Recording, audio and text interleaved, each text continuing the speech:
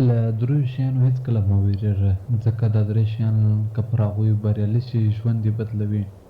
لومړی د حق ویلو نه مه وېرېږه. ځینې وخت حق ویلو ته زړه نه کېږي، ځکه خلک درنه خفه کېږي یا ویره لري چې یوازې به شي. خو که حق ونه وایې له خپله ضمیر سره به ناارامه وي. حق که څه هم تریخ وي، د وجدان روښانه ساتي او دا تر هر څه مهم دی. دوهم، له ناکامۍ مه وېرېږه. ناکامي د پای ټکی نه بلکې د زده کړې پیل دی. هر بریالی انسان مخکې تر بریا ډېرې ناکامیانې لیدلې دي. هغوی بریالي نه دي ځکه چې هیڅ نه دي لوېدلي، بلکې ځکه بریالي دي چې هر ځل له لوېدو سره بیرته پورته شوي دي.